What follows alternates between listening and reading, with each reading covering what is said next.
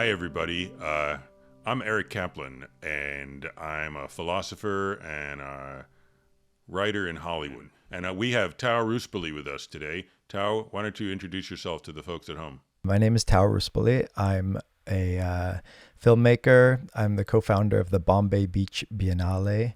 I'm a good friend of Eric Kaplan's, and I also have a degree in philosophy. And I'm also a podcaster. So here I am.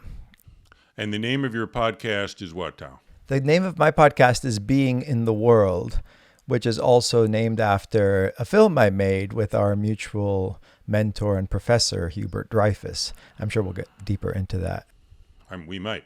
So those of you who are experts on the philosophy of personal identity will have noticed that Tao and Taylor are different people. And good on you. That's to a first approximation, absolutely true. Taylor is taking a sabbatical from podcasting for the next indeterminate amount of time because he has a book on Heidegger and metaphysics that he needs to finish up. So we wish him Godspeed writing that book, and he's in our thoughts and prayers. And Tao is going to be the co-host of this podcast, and this podcast is called Terrifying Questions and How Not to Be Terrified by Them. And you'll be listening to Tao and me and our guests for the next couple of months, perhaps. And what's our terrifying question today, Tao? We debated it a lot, and I We think did we debate it. landed on is entertainment a deceiving or deceptful lie? I wanted to say it's a seductive lie. Oh, Do you want to seduction. not talk about seduction No, because I do want. it's too sexy? I like seduction better. I just Okay. remembered it Is now. entertainment a seductive lie? Although Right. it's interesting, as we were discussing, I said maybe we should ask, is art a seductive lie? And you said that gets into snooty questions like what is art? But of course, Yeah. it gets into snooty questions too, like what is seduction and what is a lie? I think those are equally Yeah. I difficult. guess I find there's certain philosophical questions which get boring really fast. And to me, the question of like the difference between art and entertainment, I find people tend to take a kind of a pious approach, which I find less interesting. So at least I want to say, Marvel movies, The Big Bang Theory, Pixar, I things that we all know what they are. They're entertainment. And I'd rather ask the question, are those things a seductive lie, than the question, are they art? Although, it's only words, man. It doesn't matter. No, I mean, the words do matter. They Uh, do matter. and I think this seems to be a central concern of yours. In everything I've heard you discuss, you seem to have this set up this dichotomy, even in your own personal life, between the piety of philosophy and the almost kind of more accessible and practical realm of entertainment. Do you want to talk a And little I'd bit like to about? overcome that. I'd like to overcome that because I think it may have to do more with my early childhood self-judgmentalism than with anything terribly deep. Can you go back? I don't know if I haven't heard you discuss your own personal journey that much on the podcast, and can I pry a little bit Yeah, pry away. and maybe you could tell me and our listeners about this struggle that was very real for you when you had to decide between pursuing a career in traditional academic philosophy. And I had a similar journey in terms of we both went from loving academia, and there's a certain purity associated with academia, and then going into making things that are more entertaining. I mean, this More probably entertaining. philosophy papers are amazing, but they're not that entertaining a lot of the time, right? In fact, they're Frequently the not. opposite of Frequently not. entertaining. Yeah. So Um, so tell us about your path and how this. so what I would say is as follows. My mother, Charlotte Buxbaum Kaplan, uh, was a child of Eastern European Jewish immigrants and became a high school teacher at the age of 20.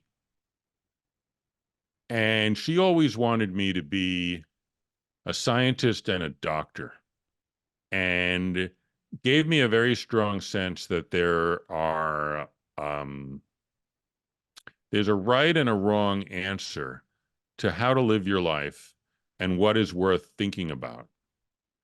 And her example of what was worth thinking about, the paradigm was science, and particularly medical science, because it was both true, like Darwin is true, and also it was helpful to people. Um, so this was really something that I absorbed, not with my mother's milk, because I don't believe I was breastfed, but sort of metaphorically with the air that I breathed. Um, and so I would always have a conversation with myself. Oh, that's an interesting thing to do, but is it worthwhile? Is it real?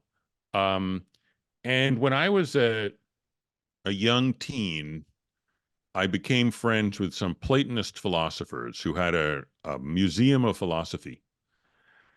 And they had the same notion, but it was really about philosophy.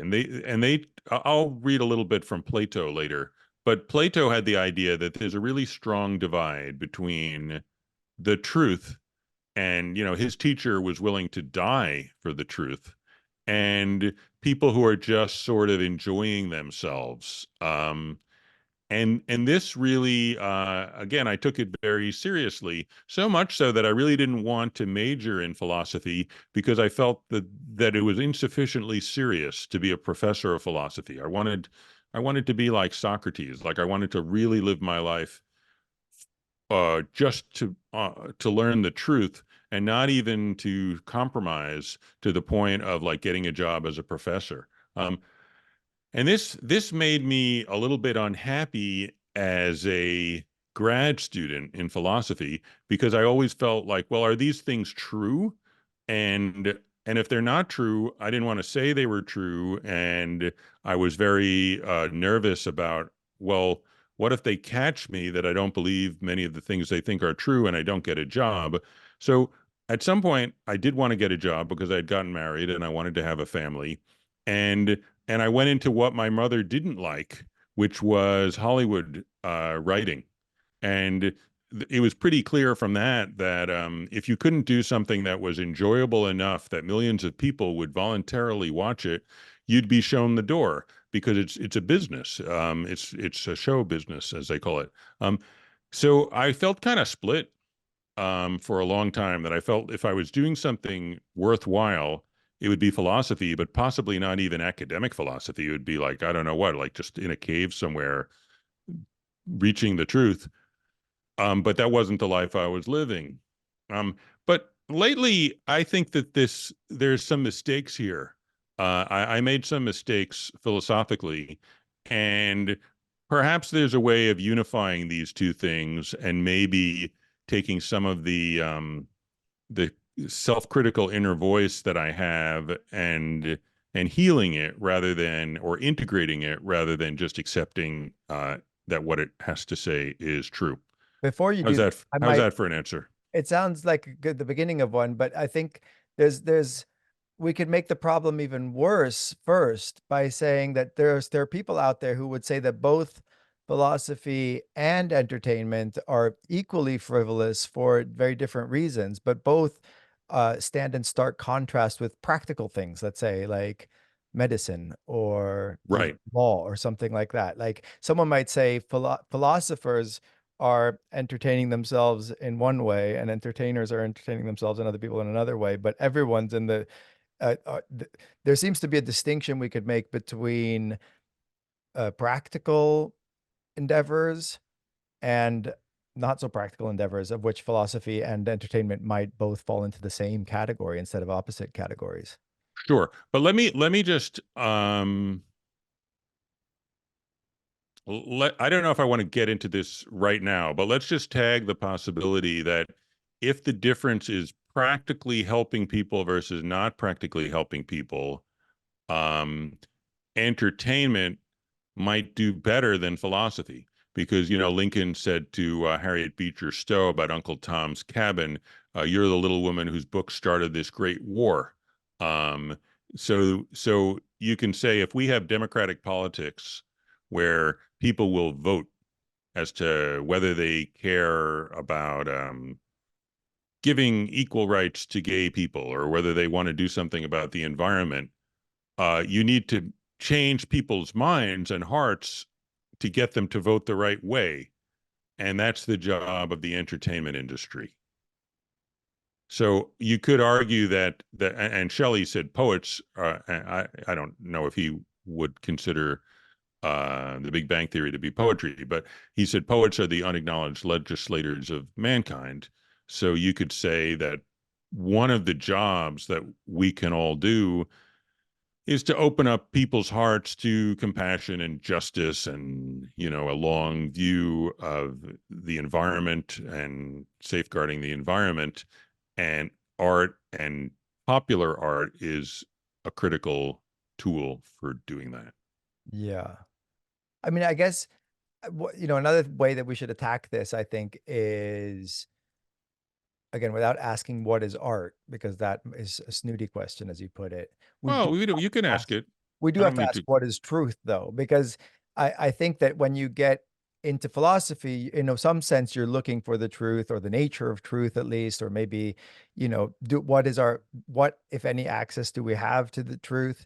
And then in entertainment and in writing fiction, in some sense, you're saying, okay, I'm not going to worry about the truth, but in another sense, you are going after some type of truth, right? I mean, I think when you say something, when you write something funny, it must be funny in part because it's very true, right? And it's true in a way that surprises people and makes them laugh Yes, for that reason, right? So I yes. think we should like ask a little bit at the we might tread into pretentious or snooty territory, but I think it's worth Okay, asking okay. in for this question, what is the nature of truth, and what is the nature of philosophy's approach to truth versus entertainment approach to truth. Right. You must be Um, going after the truth in both those realms in some right. way, right? So to focus our minds, what would help would be an example of something that, at least on the face of it, is entertaining but untrue. I mean, some of the things you write, obviously, if we take an animated 30-minute show, there, what's true about that? Okay, so well, um, so Entertaining. On the surface, it's just let's give an entertaining, just fun, example. right? Let's give an example of something. So if someone, let's take the Aesop's fable. Mhm. Uh, the Aesop's fable of the wolf and the lamb. Are you familiar with the fable of the wolf and the lamb? I am, but refresh my memory. Okay. So a wolf comes upon a lamb and says, I'm going to kill you because you did something terrible to me last Christmas. And the lamb says, but sir, I wasn't born last Christmas. That can't be right. And then the wolf says, well, it must have been your father who did it. And the lamb is like, but my father was dead last Christmas. It couldn't be my father.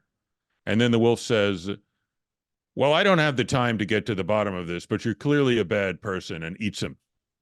Um, and the moral is, powerful people will say whatever it takes to achieve their wicked goals. So if someone were to say, well, Aesop, this is a lie because wolves and lambs cannot talk, then they would be making a certain kind of mistake, right? Yeah. What kind of mistake? Why is that a mistake? Well, that's a very literal, definition of the truth, right? Well, it's somehow missing the point, Yeah. which is Aesop is not writing a fable to instruct us about the linguistic capabilities of four-footed animals. He knows as well as we do that goats, not goats, but wolves and lambs don't talk. He's trying to use a story to convey something which is true. And I picked an example which is sort of easy because they say what it is. It's the moral. The moral is that powerful people will tell lies to do what they want. And that's true. Um, we've all experienced that. So the Aesop's fable is a very, what we call it, didactic, right? It's a very didactic form of art or entertainment. So there's didacticism, and didacticism sounds like something even a very stern moralist like Confucius or Plato would be fine with Aesop's fables. Like that's clearly fine. Um, but I'm wondering if we can come up with an example of something. So let's just take take a look at what we've learned so far. We've learned that sometimes artworks or works of entertainment can be true, but even if they're not literally true. So we're okay with that, and that sounds correct. But now we want to ask the question, can they ever be false, um, misleading, flattering, seductive in a bad way? Um, and I'm trying to come up with an example of that. Can you help me? First, I'm going to try and keep taking it back to Okay. uncomfortable territory, but maybe revelatory Hmm. territory of your own journey. Because Okay. when you decided to leave academic philosophy to pursue entertainment, did you think, well, I can still be doing philosophy and be saying something true? Or did you think I'm going to abandon my pursuit of truth in order to entertain? I said different things based upon what day of the week you asked me. Mhm. And that I think was a sign that I wasn't fully integrated. But in my view, I think I thought, well, so the first show I started working on sort of seriously after I was done with David Letterman was Futurama. And I thought that what it did was keep imaginative possibilities open. So I felt that one of the nice things about creative art like science fiction and comedy is that they teach us something true. And the true thing is not that robots smoke cigars, because they don't, but the true thing was a sort of awareness that there are more options than in life than initially it seems there are.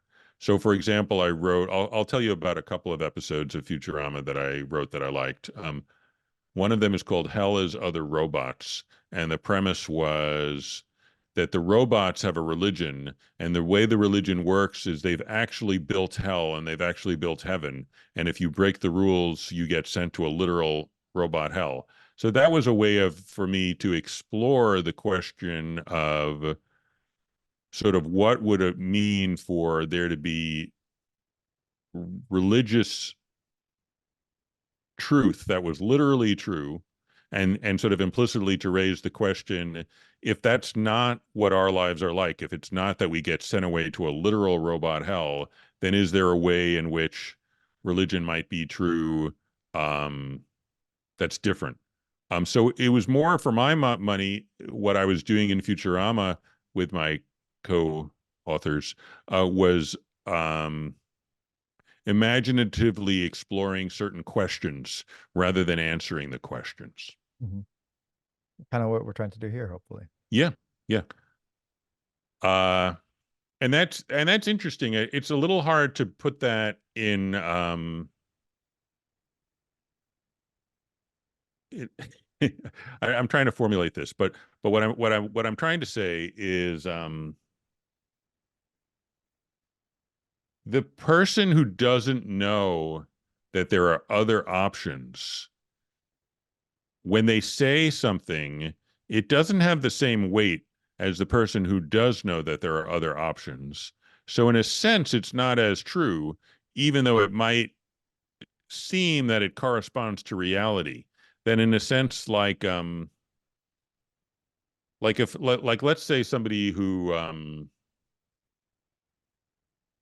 they dance ballet and they say the following sentence: Swan Lake is a beautiful dance.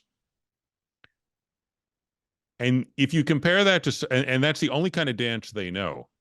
And then you compare that to someone who says exactly the same sentence, but they know hip hop dancing and African dancing, and they say Swan Lake is a beautiful dance. I almost feel like the second sentence in the mouth of the second person has more heft to it. It's more meaningful and therefore truer because they know more. Yeah, they know more deeply what it means because they've had an experience of more options, that their approach to it is a little more alive. What do you think of that? Yeah. I I I I'm thinking in terms of like how art or again, I'm trying to see if we can avoid the word art, Use but the word art. I take it back. I take it back. Use the um, word art as much as you want. that maybe it's even a foundation of truth, right? I think the Heidegger said art is truth. It's setting itself to work. Uh, Mm-hmm. and that when something might seem like on the surface as entertainment, whether it was a play thousands of years ago or hip hop dance now, but really it's it's setting up and showing us some deep essence of what it is to be human at that particular time, right? And therefore, it might even be a domain in which the difference between truth and untruth like starts to manifest. If that doesn't sound too, Right. So it's a domain in which the difference between truth and untruth starts to manifest. Um, is that too highfalutin? Maybe. it's not too highfalutin. I'm just wondering if it's true. Ha, Because like I don't know if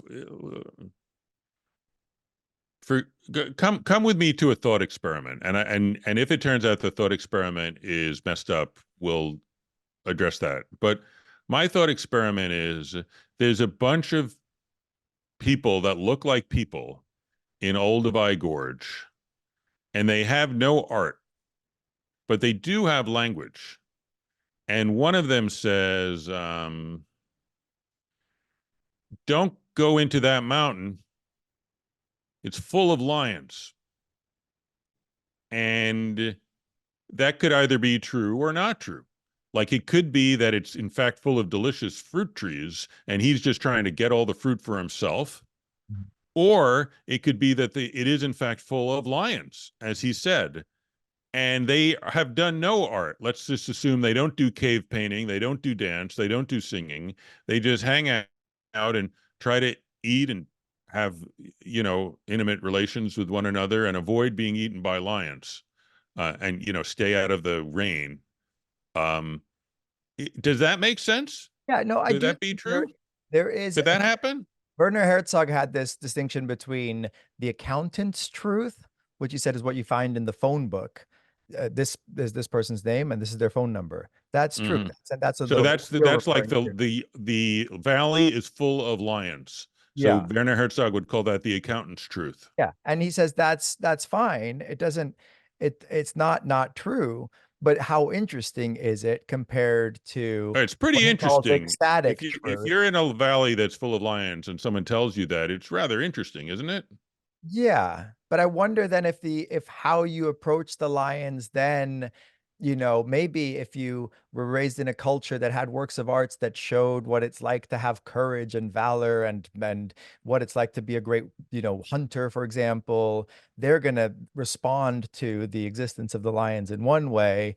Whereas someone else who says, actually, we've been raised in a culture and we've seen works of art where the lion is something to be, preserved in its natural habitat, and that would give me a totally different response to the fact that there's lions there. Okay. There's different examples of like So what's the salient like response, what's the appropriate response to that truth is shown to us by things that an expansive definition of art, let's say, in entertainment. right, so that's true. So somebody, let's say,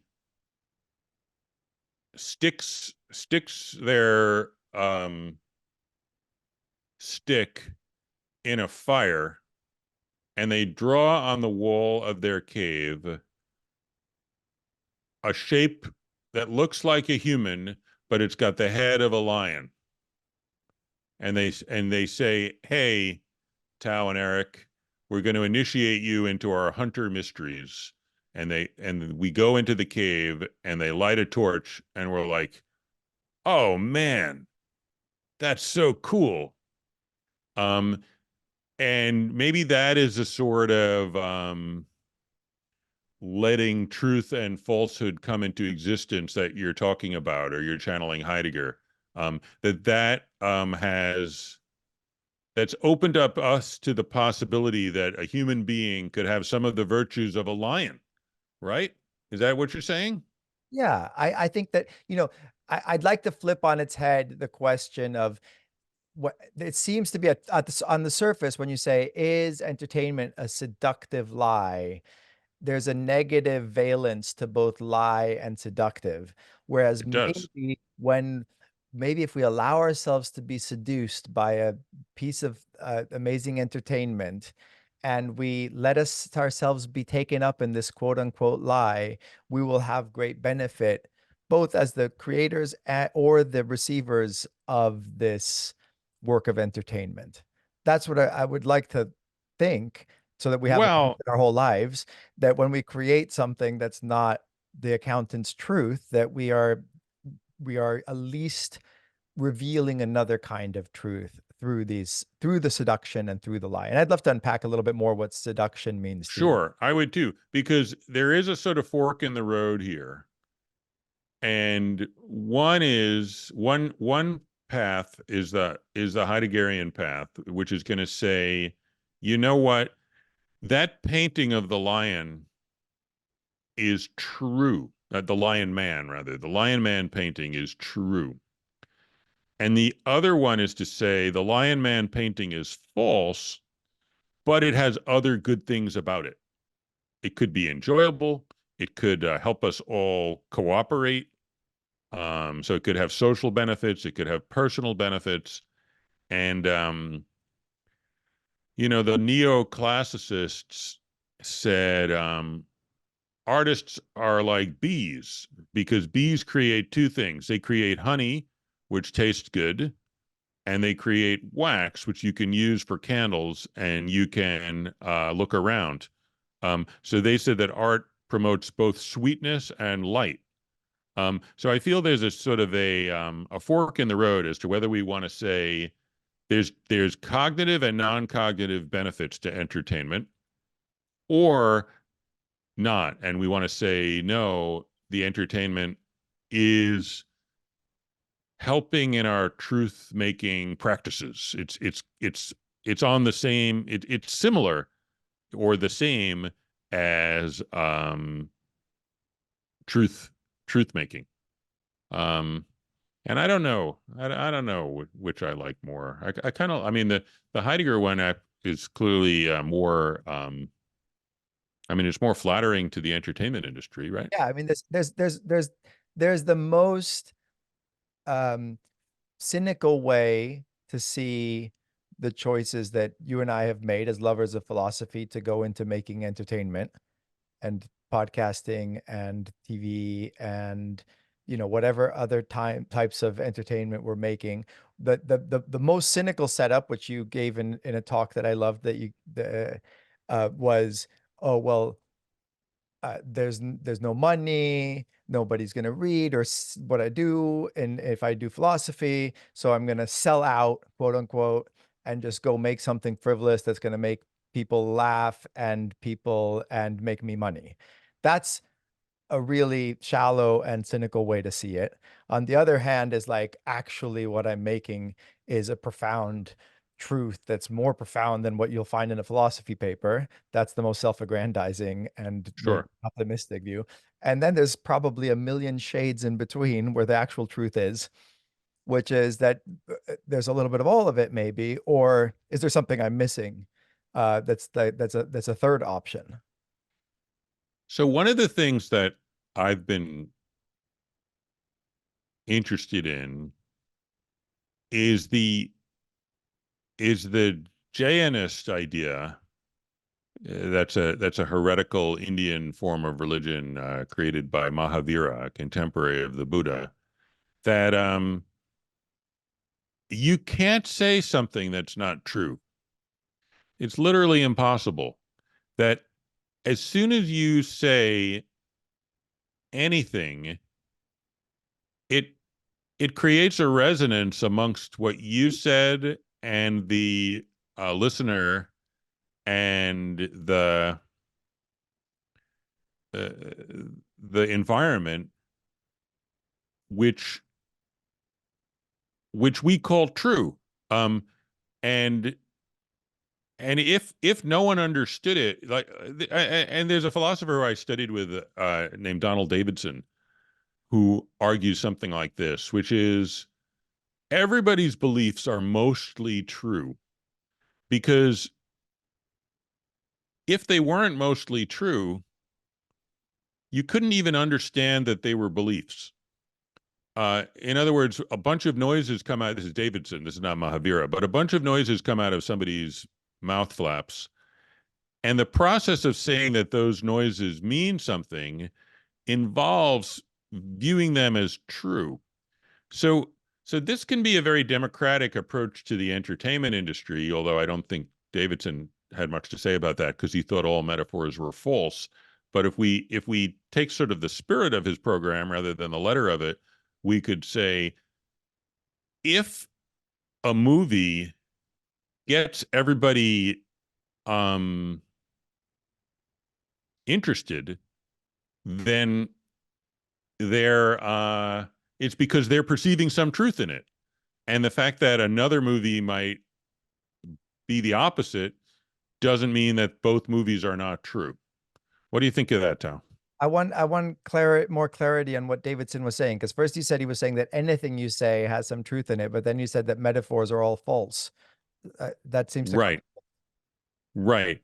Um, he does think that metaphors are all false because he thinks to understand what someone's saying, you need to get on the same page about literal truth. So you need to, for example, if I say the word salt, um, you need to understand that I say it around salt. And that's how you know that by salt, I mean that white stuff that you put on French fries. Um, he doesn't think that's true with uh, the moon is a tear on the face of the night because he's like, the moon is not a tear on the face of the night. It is, in fact, a huge ball of rock that is circling the earth. It's not a tear on the face of the night. That's false.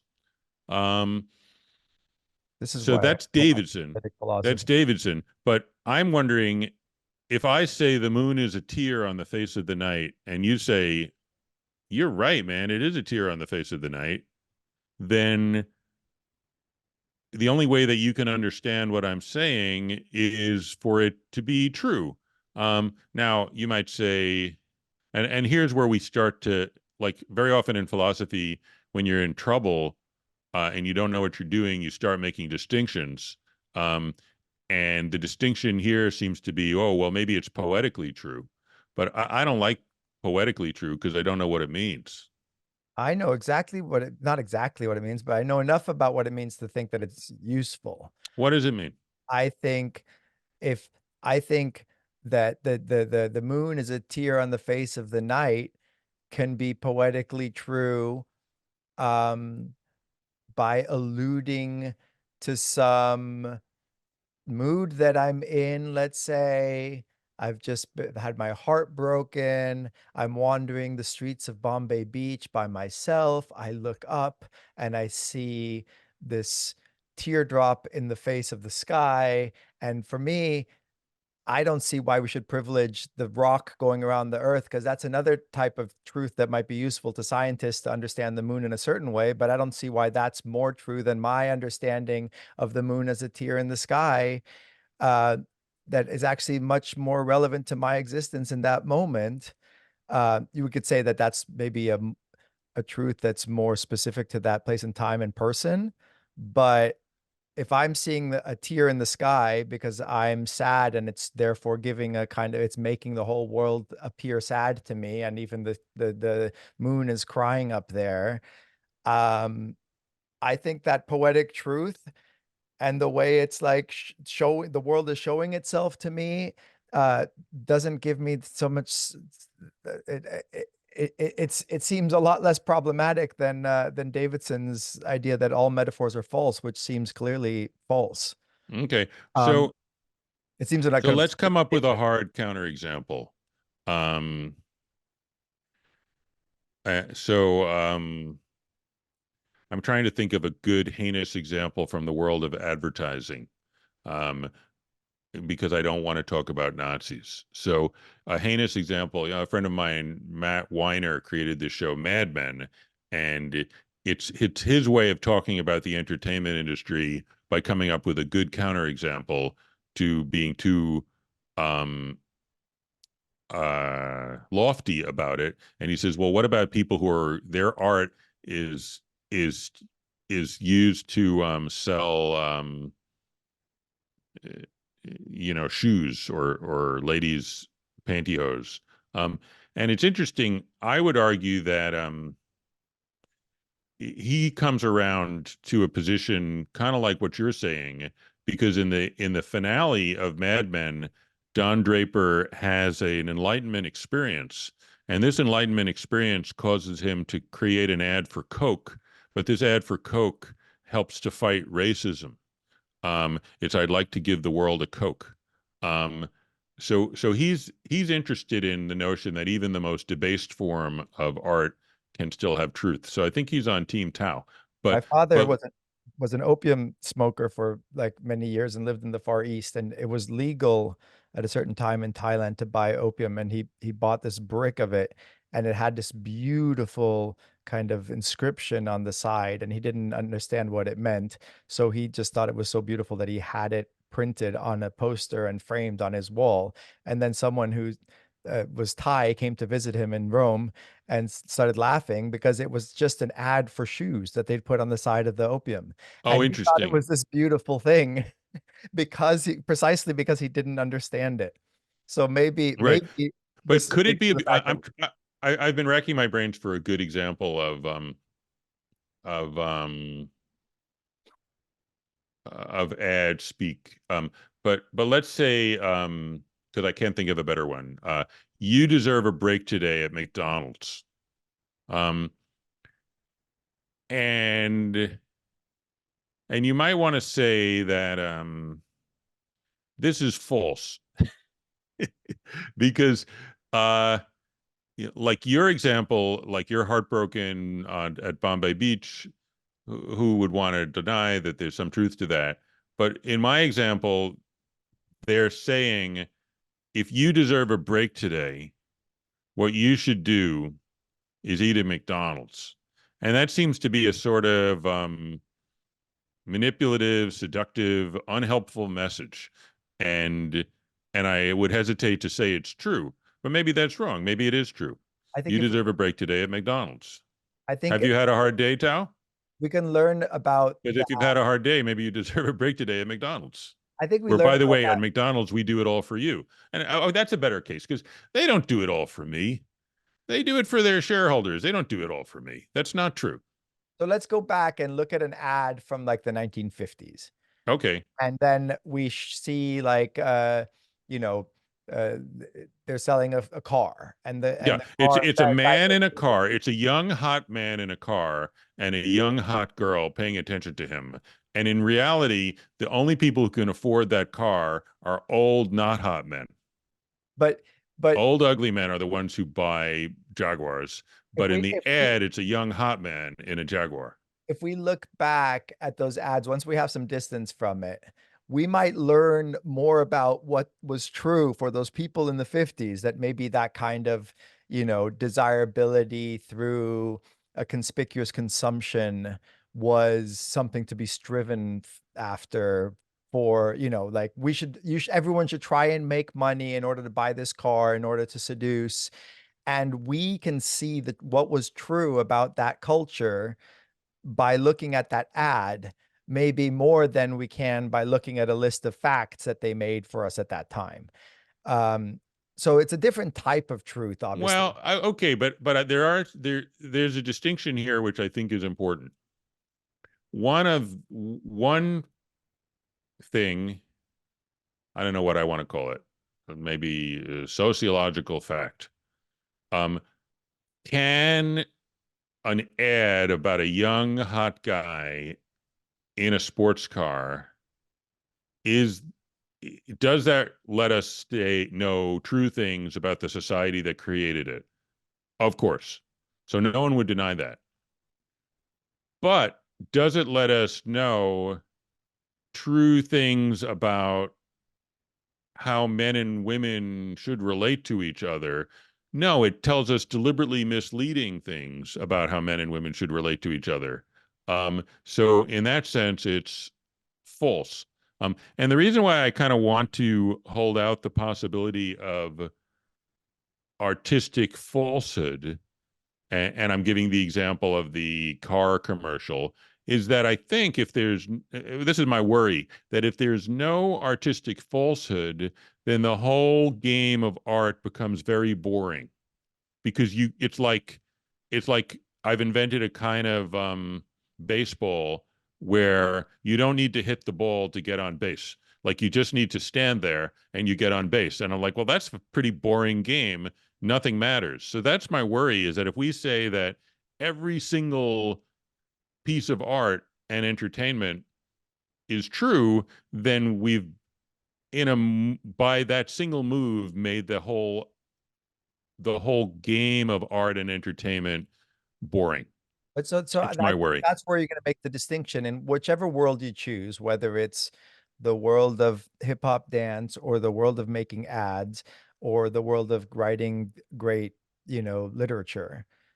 In each of these domains, there's going to be the possibility of doing something deep and truthful in the sense that it resonates with the culture and even maybe withstands the test of time.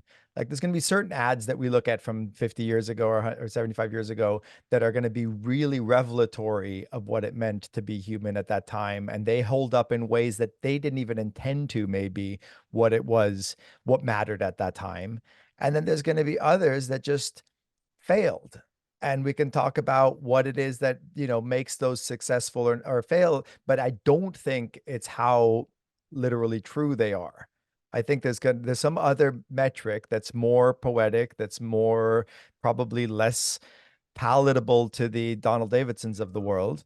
um there's a distinction between analytic philosophy and continental philosophy, which if our listeners aren't aware of, they could look it up. Or but Davidson was very analytic and very after this. It seems like it's after this very kind of, I think, ultimately narrow view of what it is to be true and false, which I just don't think is as useful in the end as looking at a more expansive way. Okay, so once we've expanded it, and once we've said that uh, the moon is a tear on the face of the night is true, how do we tell the difference between uh, good versions of it and bad versions of it? Because and I don't want to. I kind of Job of don't want the to make philosopher it and the critic. what lasts. Because bad things can last Yeah. and good things can die. So that seems to me a weirdly triumphalist model of artistic truth. Good. So what should our model of artistic truth be? I think, well, that's the role of the philosopher and the thinker, that it is to try and pick out, tease out, or and of the cultural Well, critic. let's do it. Let's do it. I think if it makes you more alive to your life, I think that's good. I'm in favor of that. Yeah. What else? If it helps you integrate um, different sides of yourself, I think that's good. That's truthful. Um, if it helps you see love, I think if it helps you love other people, meaning to look at them with a generous attention, I wonder what work of art you experienced that made you privilege love as a great criterion. That would be interesting to find out. Like, what did you read or see that made you now in this moment in Eric's life say that what makes something good is that it makes you love more? I don't think that was like someone just telling you love is good. I think probably I there's a deeper thing that happened there. I have to say that it's a real it's a real end of the line. It's a real ride or die criterion for me, in the sense that I cannot think of a work of art that moved me that didn't cause me to view other people with greater generous attention. Like it's almost like by definition.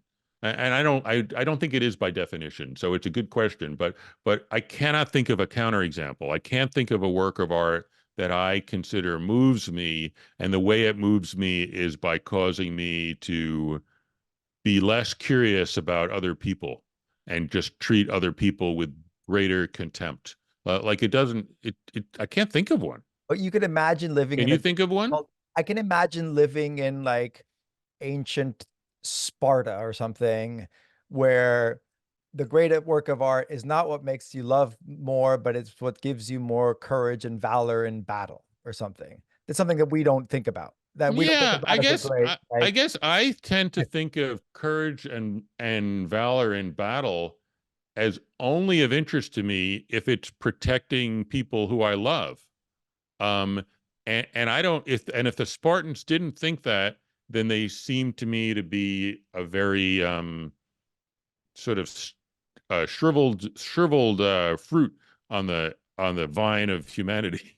Like I don't know what they were about then. Like I'd imagine courage is the courage to be there for the people who need you, even in the face of a fear of death. That's how I think of courage.